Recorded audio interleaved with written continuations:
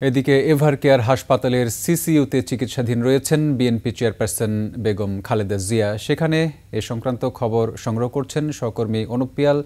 যুক্ত হচ্ছি তার সঙ্গে। অনুপ, কি অবস্থার সর্বশেষ চিকিৎসা সংক্রান্ত আমাদের জানাতে পারেন, কি খবর আছে আপনার কাছে? ধন্যবাদ রক্তিম। আপনি জানেন যে বেগম খালেদা জিয়ার যে চিকিৎসা সেটি কিন্তু দেশি এবং বিদেশি ডাক্তারদের সমন্বয়ে যে গঠিত টিম, সেই টিমের তত্ত্বাবধানে চলছে এবং বেগম খালেদা জিয়া আজ 19তম দিনের মতন এভারকেয়ার হসপিটালে চিকিৎসাধীন রয়েছেন।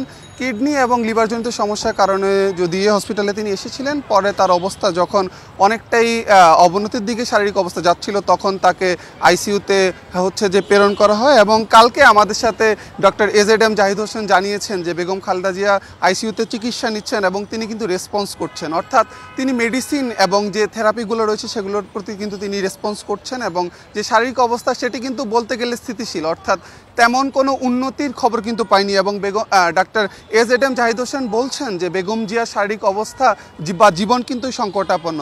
এর সাথে সাথে বলছেন যে দেশি বিদেশি যে টিম রয়েছে, অর্থাৎ এই যে ডক্টরসের টিমের যে সদস্যরা রয়েছেন তাদের সাথে যে প্রতি রাতেবেলা মিটিং হয়। তিনি কালকে বলছেন যে দেশের সময় এবং বাহিরের যে সময় যুক্তরাষ্ট্র এবং যে অস্ট্রেলিয়া এবং চীন যে ডক্টররা রয়েছেন তাদের যে সমন্বয় টিম, সেই মিটিংটা কিন্তু বলতে গেলে রাতের বেলাই হয়, অর্থাৎ রাতের বেলা তারা বসে আলোচনার মাধ্যমে বেগম জিয়াকে কী ধরনের চিকিৎসা সেবা পরবর্তীতে হতে পারে সেটি নিয়ে কিন্তু তারা আলোচনা করে যে ডিসিশন নিচ্ছেন। এবং বেগম খালেদা জিয়ার যে শারীরিক পরিস্থিতি সেটি কিন্তু তারেক রহমান যথাযথ পরিমাণে তদারকি করছেন। এবং আমরা জানি যে বেগম খালেদা জিয়ার পুত্রবধূ এবং তারেক রহমানের যে স্ত্রী ডক্টর জোবাইদা রহমান কিন্তু হসপিটালে প্রতিনিয়ত খোঁজখবর নিচ্ছেন। বেগম খালেদা জিয়ার আসলে আমাদের কাছে এখনও পর্যন্ত আজকের দিনে কেউ ব্রিফ করেনি আমাদেরকে এসে। যদি দায়িত্বশীল কেউ আমাদেরকে এসে ব্রিফ করেন তখন আমরা বাকি সংবাদ আপনাকে জানাতে পারবো রক্তিম।